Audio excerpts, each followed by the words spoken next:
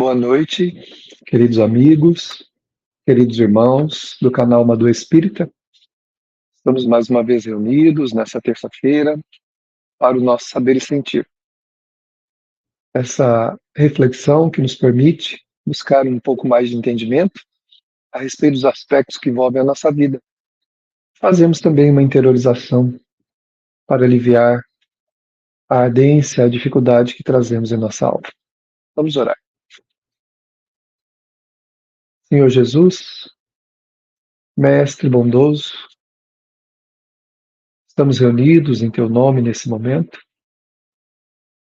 desejando sintonizar com o Teu coração amoroso, rogando-te que nos ampare, que nos oriente, que nos abençoe, para que possamos desenvolver esta atividade com a grandeza que esperas, mínima possível que seja, de nossa parte, e que todos sejam envolvidos, trazendo a cada coração um direcionamento e uma paz.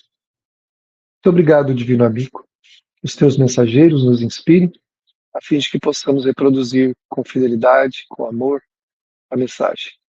Que ela nos sirva ao coração, trazendo-nos mais alegria, mais esperança. Obrigado, Senhor, seja conosco, hoje, agora e sempre, assim seja. Queridos amigos e irmãos, nós iremos agora fazer a nossa reflexão do capítulo 13 desta obra, que é Passos da Vida, essa obra de Emmanuel e outros espíritos, psicografado por Chico Xavier. E o texto, então, começa com o título Amigos e Inimigos, e é de Emmanuel. O amigo é uma bênção, não há dúvida disso, né? A amizade é uma bênção. E todos nós que experimentamos na Terra a amizade sabemos quanto ela é uma bênção para nós, especialmente nos momentos de desafios, de lutas, mas também nos momentos tranquilos, onde podemos comungar de situações tranquilas, serenas, reconfortantes. O amigo é um reconforto para o coração. O inimigo, entretanto, é também um auxílio, se nos dispomos a aproveitá-lo. A gente não consegue entender onde é que existe proveito, né, na presença do inimigo na nossa vida, mas tem. O Emmanuel vai explicar para a gente aqui agora como é que a gente aproveita o inimigo, porque o amigo não tem nem o que dizer, né? Se alguém puder tentar descrever assim, o que é para você a amizade? Naturalmente a nossa mente iria para algumas pessoas especiais na nossa vida, que são tudo para nós, né? É o diferencial da nossa caminhada. O companheiro enxerga os nossos acertos, estimulando-nos na construção do melhor de que sejamos capazes. Então, aquela pessoa que nós desfrutamos da amizade, que é nosso amigo, que é coração querido, naturalmente ele enxerga os nossos acertos e está sempre estimulando a gente ao melhor, a fazer o bem e tal. Está errado? Não, sem dúvida, é um estímulo, é uma alegria poder receber o reconforto, dizer, olha, esse é o caminho, você está certo, vamos lá. Mas será que isso é suficiente? As pessoas só falarem das nossas qualidades? Porque há quem diga assim, a gente só vê os defeitos dos outros, não vê as qualidades. Tá bom, tá errado também. Mas só ver qualidades e elogiar, bajular, né, colocar para cima para todo momento, será que isso também, só isso seria útil? Então o Emmanuel fala assim, o adversário identifica nossos erros, impelindo-nos a suprimir a parte menos desejável de nossa vida. Então, como eles têm prevenção contra nós, né? Como eles estão, com razão ou não, estão prevenidos contra a gente, então é natural neles, embora não deva ser assim, que eles enxerguem sempre o nosso lado pior. Que eles também têm, claro, né? O que critica, o que aponta o dedo, o que fala que o outro não presta, que o outro é assim, que o outro é daquela maneira. Se ele avaliasse sua vida, ou permitisse que alguém falasse dele e aceitasse sem orgulho, iria ver que ele não é muito diferente de quem ele critica. Pode não estar fazendo aquela atitude que a pessoa está tomando ali, está fazendo aquelas coisas ali. Mas em outras tantas, e até desconhecidas da maioria que estão dentro da sua mente, do seu coração, ele iria perceber que as coisas não são bem assim, né? Mas ele ajuda a gente a identificar os erros, né? O que é muito produtivo para nós, reconhecer os erros. Não é se prender nele, achar que a gente é uma pessoa ruim, que a gente não serve para nada, não é isso.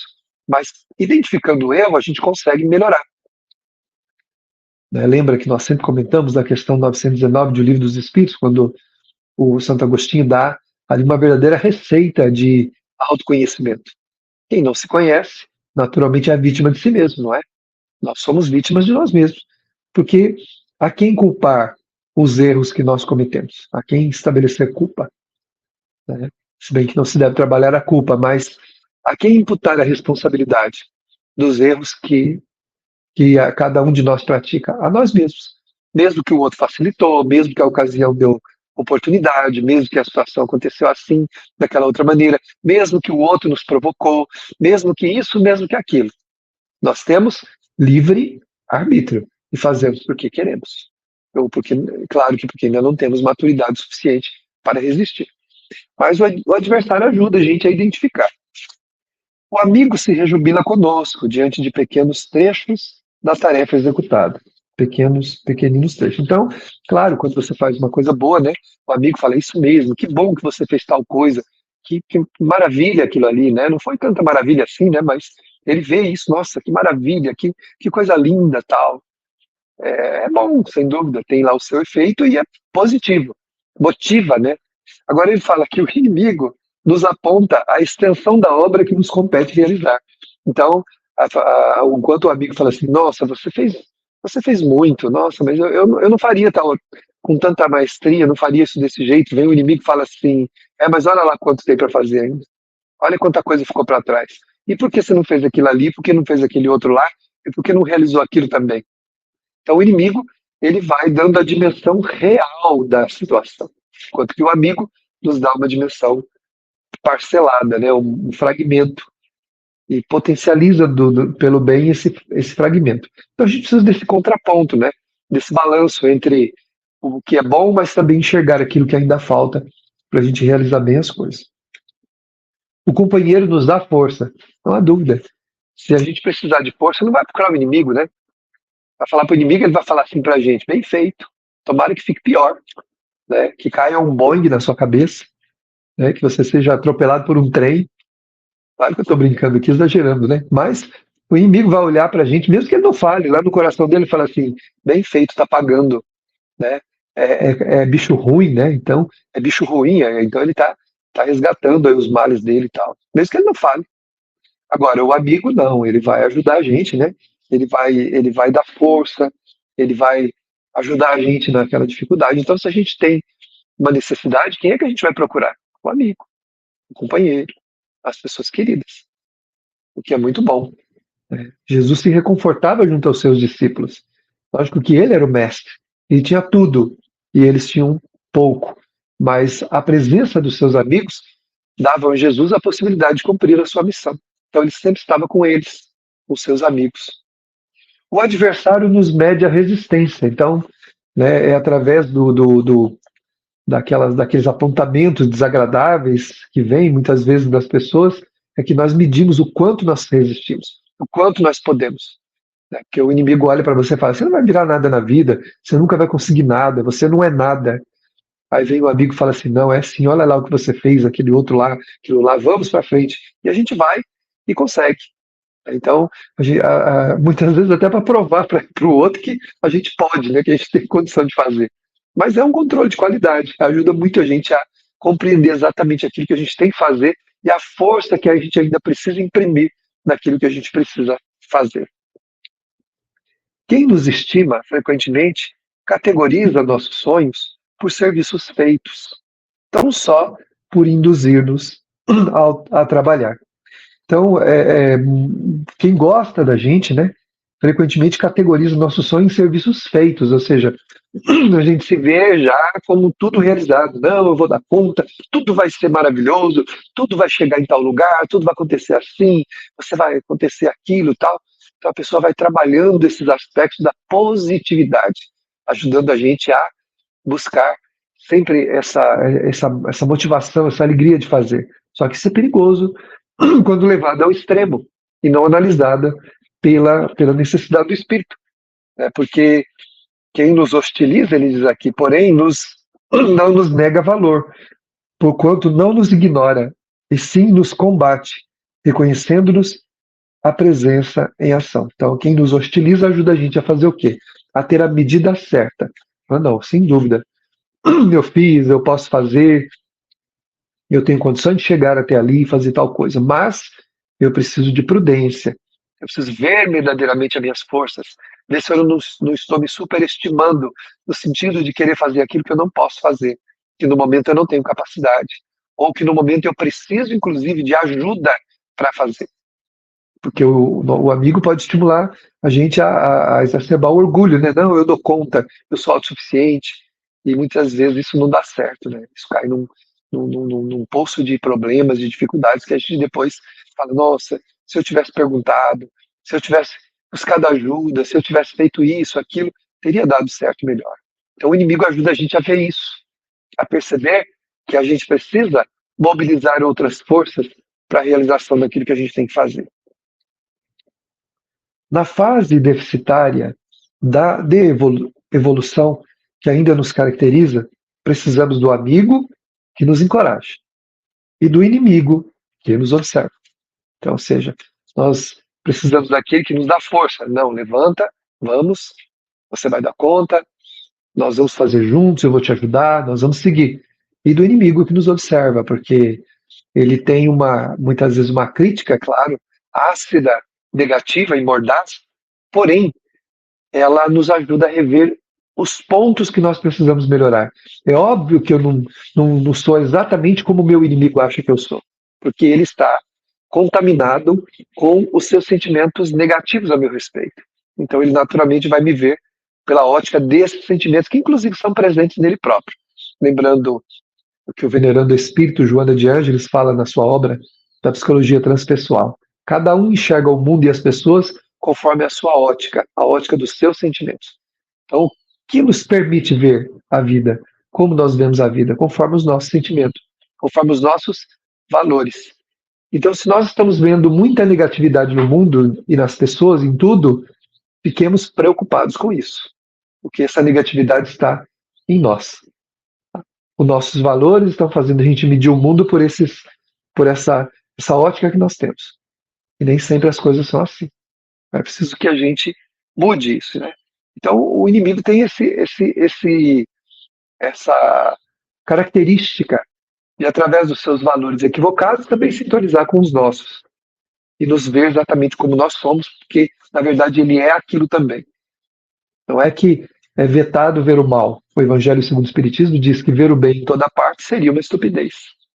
Porém, tornar-se crítico, né, aí já é um defeito, aí já é uma mazela, já é um problema que nós temos que combater.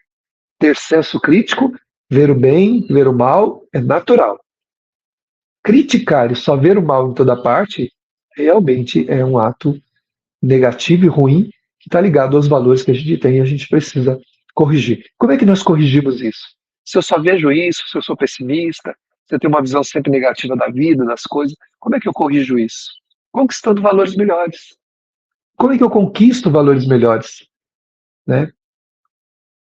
Trabalhando no bem, me preocupando com as pessoas, querendo o bem de todo mundo, valorizando as pessoas, trazendo contribuição para a vida delas. À medida que eu passo a contribuir com a vida dos outros, eu vou diminuindo a minha disposição para julgar, para condenar, para apontar o dedo.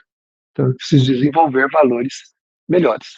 Aí sim, eu vou ter um conteúdo melhor da minha alma, que vai me permitir ter discernimento entre o bem e o mal, porém não vai me tornar um crítico, aquele que aponta o dedo, que fala, que sempre está ali e tem alguma coisa para diminuir o outro. E isso não é bom.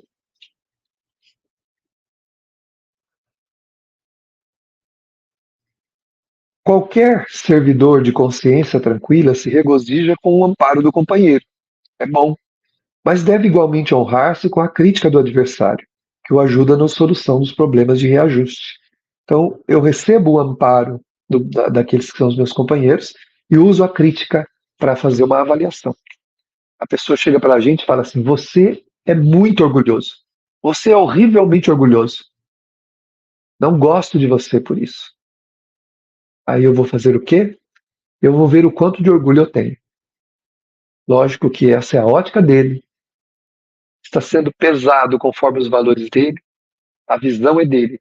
Mas eu vou ver, não porque ele falou, mas porque ele me lembrou que, sendo uma pessoa orgulhosa, eu não contribuo com o mundo à minha volta nem com a minha vida. Então eu preciso avaliar o quanto de orgulho eu tenho e se esse meu orgulho não está me impedindo de realizar as coisas que eu preciso.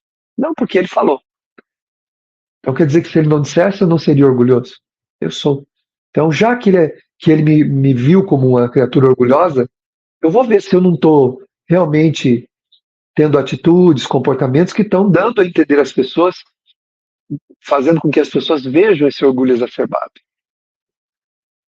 E se eu não estou fazendo isso, mesmo assim, em quais campos onde da minha natureza que ainda existe a presença do orgulho, que eu preciso me transformar, me modificar? De repente eu não fiz determinada coisa por orgulho.